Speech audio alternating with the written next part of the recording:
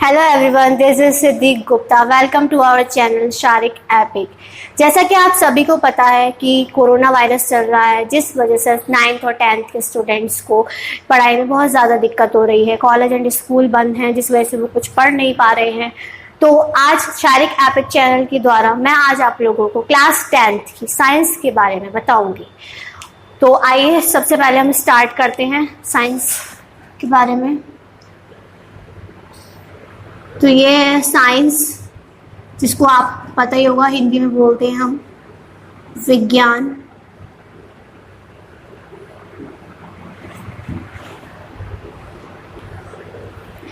तो साइंस तो आप सभी को पता होगा। साइंस क्या एक स्पेशल नॉलेज है जो हमें नई नई चीज़ों के बारे में बताती है। जो भी हमारे आसपास हो रहा है, जो भी सब हमारे वर्ल्ड से रिलेटेड सारी बातें हैं, वो हम साइंस के अकॉर्डिंग समझ सकते हैं। तो साइंस में बेसिकली 10th क्लास के साइंस में 3 पार्ट्स में इसका डिस्ट्रीब्यूशन हुआ है, जो है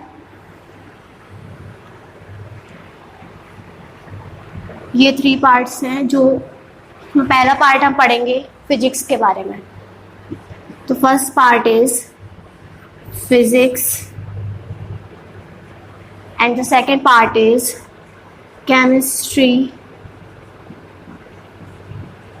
and the last part is biology। आइए इन सबकी हिंदी भी जान लेते हैं। तो फिजिक्स को हम कहते हैं हिंदी में भौतिक विज्ञान।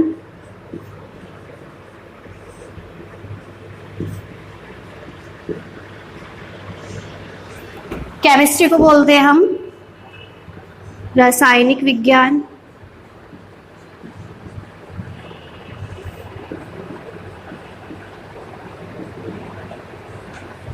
एंड बायोलॉजी को बोलते हैं जीव विज्ञान।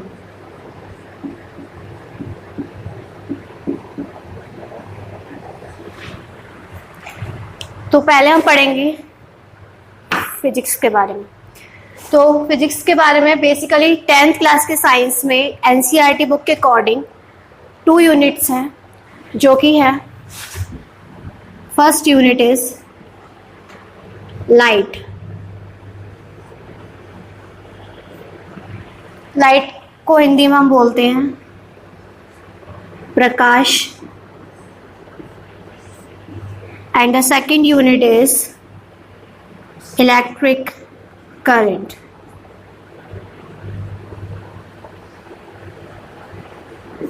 इसको हम बोलते हैं हिंदी में विद्युत धारा।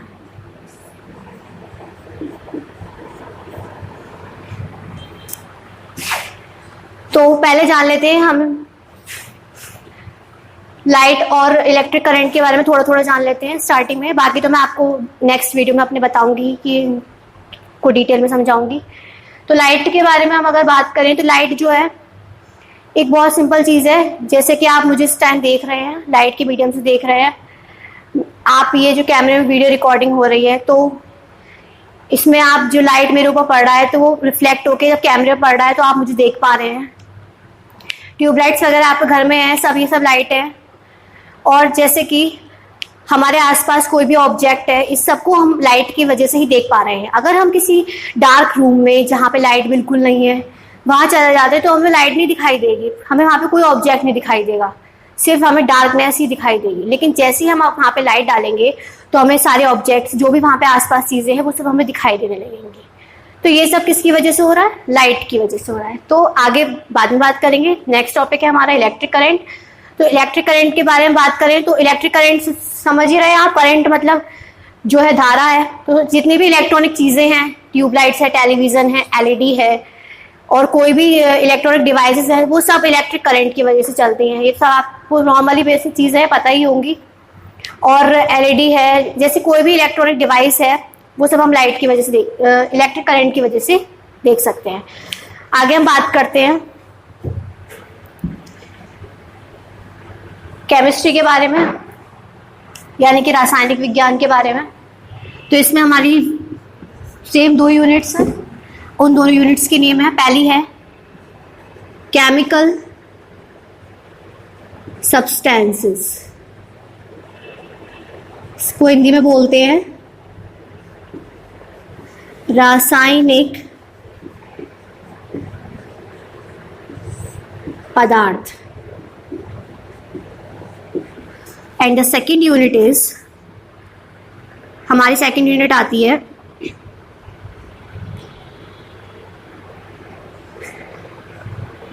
ऑर्गेनिक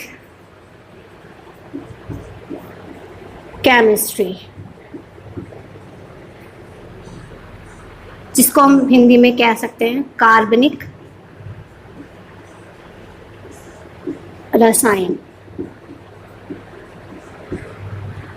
सो केमिकल सब्सटेंसेस जो है उसमें हम नॉर्मल चीज़ें जैसे केमिस्ट्री के बारे में पढ़ेंगे, जैसे कि एसिड है, base, salt, metals, non metals, यानी कि हम हिंदी में बोल सकते हैं अम्ल, क्षार, लवण, धातु, अधातु। इन सब चीज़ों का एनालिसिस हम करेंगे केमिकल सब्सटेंसेस के अंदर। और जो सेकंड यूनिट है हमारी ऑर्गेनिक केमिस्ट्री, उसमें हम केमिस्ट्री के जैसे फॉर्मूले वगैरह है, रिएक्शन सॉल्व करना है, जितने मॉलिक्यूलर स्ट्रक्चर्स वगैरह ये सब हम ऑर्गेनिक केमिस्ट्री के अंदर पढ़ेंगे। अब बात करते हैं हम बायोलॉजी की, जीव विज्ञान की। तो इसमें भी 2 यूनिट्स हैं हमारी। फर्स्ट यूनिट है बायो डेवलपमेंट।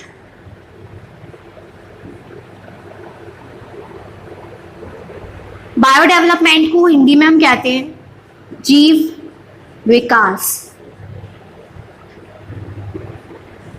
और इसकी सेकेंड यूनिट है आनुवांशिकता।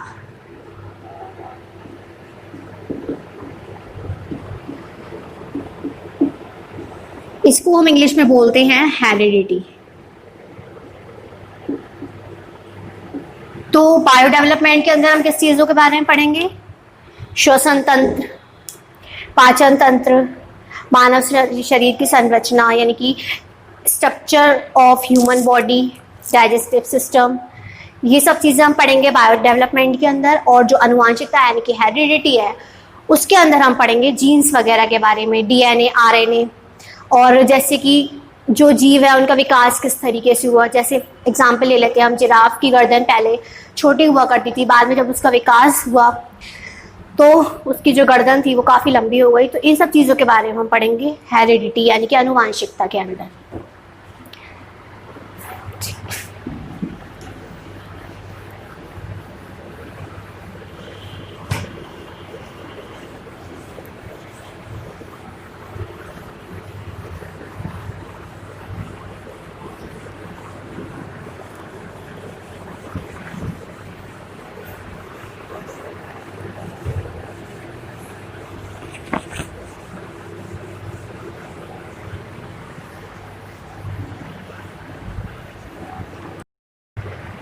तो जैसा कि आपने मेरा इंट्रोडक्शन देख ही लिया होगा, तो जिसमें हमने साइंस की 3 पार्ट्स फिजिक्स, केमिस्ट्री, बायोलॉजी के बारे में बात करी थी। तो अब हम पहला अपना सब्जेक्ट जो है साइंस में फिजिक्स उठा रहे हैं। तो फिजिक्स में हम पहला यूनिट जो है लाइट, उसके बारे में पढ़ेंगे। तो फिजिक्स में पहले हमने फिजिक्स लिया है। फिजिक्स में हमारा यूनिट फर्स्ट है, वो है लाइट। इसको हिंदी में बोलते हैं हम प्रकाश।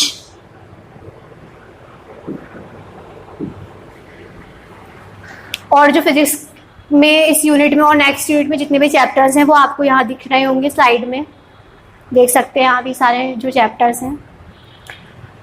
ठीक है, तो आइए हम बात करते हैं लाइट के बारे में पहले। तो लाइट में जैसे कि इंट्रो में आप लोगों ने देख ही लिया होगा कि लाइट क्या होता है। बेसिकली जैसे कि जो ट्यूबलाइट्स वगैरह होती है, जो हमें सूरज का प्रकाश, ये सब चीज़ें प्रकाश होती हैं। हम अपने आसपास कोई भी ऑब्जेक्ट्स देखते हैं वो सब प्रकाश की सहायता से देखते हैं।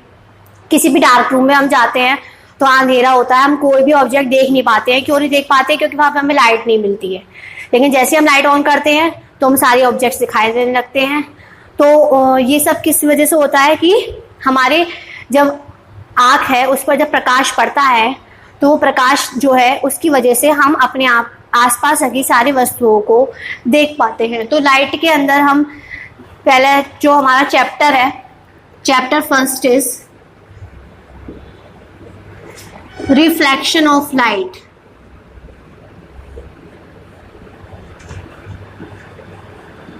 रिफ्लेक्शन ऑफ लाइट, इसको हिंदी में बोलते हैं हम प्रकाश का परावर्तन।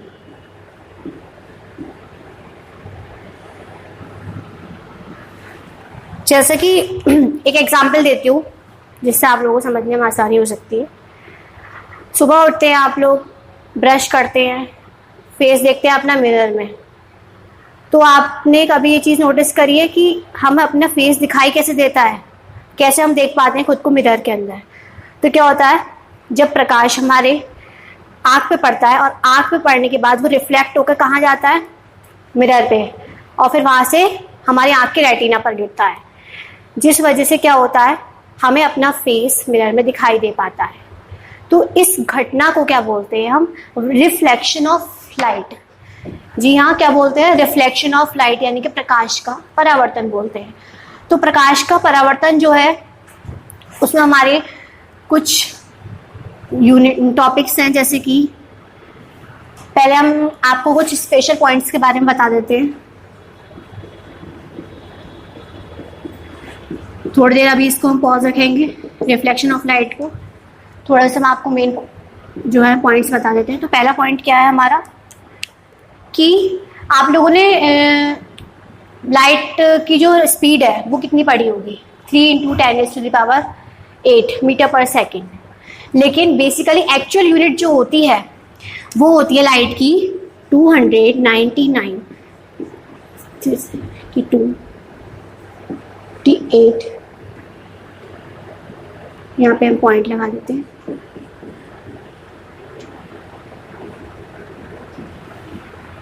ये होती है हमारी एक्चुअल स्पीड लाइट की। लेकिन हम जब इसके न्यूमेरिकल्स करेंगे बुक में, तो उसमें हम 3 × 10⁸ मीटर पर सेकेंड इसका यूज़ करेंगे। और एक चीज़ और, विजिबल लाइट जो होती है जिसकी वजह से हम ऑब्जेक्ट को देख पाते हैं, जो हमें ऑब्जेक्ट को दिखाने में हेल्प करती है, जिसको हम बोलते हैं विजिबल लाइट, उसकी जो वेवलेंथ होती है वो होती है 3900 एंगस्ट्रॉम से 7800 एंगस्ट्रॉम तक। ठीक है, तो अब हम बात करते हैं रिफ्लेक्शन ऑफ लाइट, यानी कि प्रकाश के परावर्तन की। तो ये आप अगर नोट करना चाहें तो मेरी वीडियो पॉज करके नोट कर सकते हैं।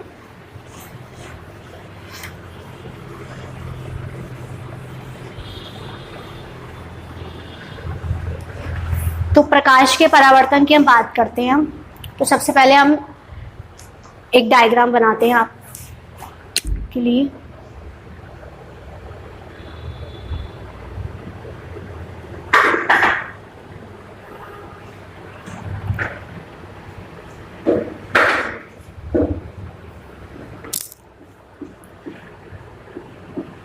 ये जो है, इस लाइन का क्या मतलब है समझ ही रहे होंगे। इसको हम बोलते हैं मिरर, यानी कि दर्पण कह सकते हैं।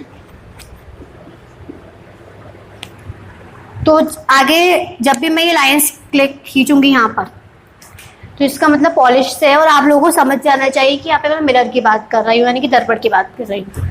तो पहले एक कोई हमारा ये रिफ्लेक्टिव सरफेस भी बोल सकते हैं, ठीक है।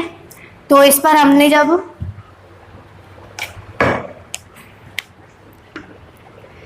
ये हमने एक रे इंसिडेंट कराई, ये प्रकाश की कोई किरण है, इसको हम बोलते हैं इंसिडेंट रे। ठीक है, तो जब ये रे हमने इंसिडेंट कराई तो ये रे जो है वो रिफ्लेक्ट भी होती है। तो ये इस तरीके से रिफ्लेक्ट हो रही है, यानी कि परावर्तित हो रही है। तो रिफ्लेक्ट होने की वजह से इस रे का नाम है रिफ्लेक्टिव रे।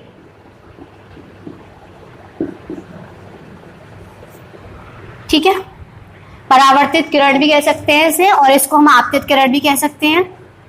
और ये एक हमने अभिलंब खींचा है, इसको हम इंग्लिश में नॉर्मल भी बोल सकते हैं। तो हम इसके नेम रख लेते हैं, मान लीजिए ए, ये बी, और ये एम, ये एन, ये ओ।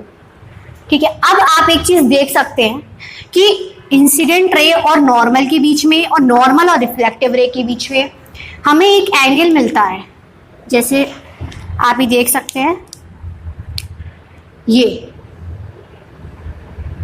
इसको हम बोलते हैं स्मॉल आई, इसको स्मॉल आई से डिनोट करते हैं, और ये वाला जो एंगल है इसको हम आर से डिनोट करते हैं, स्मॉल आर से।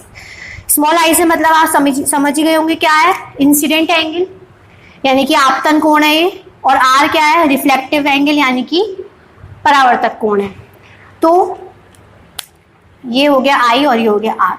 अब क्या है, इसको आप समझ लेते हैं कि जब कोई इंसिडेंट रे किसी मिरर यानी कि किसी रिफ्लेक्टिव सरफेस पर आपतित होती है, और आपतित होने के बाद जब वो अपने माध्यम में वापस लौट जाती है या परावर्तित हो जाती है, तो ये घटना, ध्यान दीजिएगा बात पे, क्या ये घटना क्या कहलाती है, रिफ्लेक्शन ऑफ लाइट यानी कि प्रकाश का परावर्तन कहलाती है। इंग्लिश में हम बता सकते हैं क्या कि when any light ray incidence on a reflective surface and then it turns back to its medium, that phenomena is called reflection of light. ठीक है, आपको समझ में आ गया होगा। अब क्या है, इसमें कुछ लॉ है जो मैं बता देती हूँ साइड में। इसका पहला लॉ जो है क्या है कि जो एंगल आई है is equals to angle R, the incidence angle is always equals to the angle of reflection। Sentence पर ध्यान दीजिएगा, मैंने ऑलवेज का यूज किया है। ऑलवेज का मतलब हमेशा, हर एक इस पोजीशन में एंगल आई और एंगल आर जो है वो इक्वल होगा। ऑलवेज का मतलब इसमें ये है कि यहाँ पर हमारा एक प्लेन सरफेस है, अगर सरफेस हमारा ये रफ भी हुआ तब भी हमारा जो एंगल आई और आर है वो इक्वल होगा, यानी कि हर स्टेज में जो रिफ्लेक्शन एंगल और इंसिडेंस एंगल है वो आपस में बराबर होंगे। ठीक है। सेकंड जो है हमारा लॉ इसका, वो है रिफ्लेक्टिव रे, इंसिडेंस रे एंड नॉर्मल, ये तीनों जो हैं वो एक ही प्लेन में होते हैं। मतलब तीनों क्या है, एक ही सरफेस में होंगे, अलग नहीं हो सकते। जैसे ये हमारा है रिफ्लेक्टिव सरफेस, इस पर ही हमारी इंसिडेंट रे आ गई, और ये आई हमारी रिफ्लेक्टिव रे। तो ये तीनों जो हैं वो एक ही सरफेस, ये देख सकते हैं ये पॉइंट इसी सरफेस में होंगे। ऐसा नहीं है कि ये आगे हो या ये पीछे जा रही है, नहीं, सिर्फ एक ही सरफेस में ये होंगे। ठीक है। तो बस रिफ्लेक्शन ऑफ लाइट में हम इतना ही पढ़ेंगे, बाकी हमारा जो रिफ्रैक्शन है, नेक्स्ट टॉपिक आएगा रिफ्रैक्शन, वो हमारी नेक्स्ट वीडियो में आप देखेंगे। तो अगर आपको मेरी वीडियो पसंद आई हो तो इसको please like, share and subscribe करें, और अगर कोई भी आपको प्रॉब्लम होती है तो प्लीज़ कमेंट ज़रूर करके बताएं। और आगे हम इसमें, ये चैप्टर ख़त्म होने के बाद इसमें NCERT बेस्ड न्यूमेरिकल्स हैं, उनको सॉल्व करवाएंगे। ठीक, थैंक यू।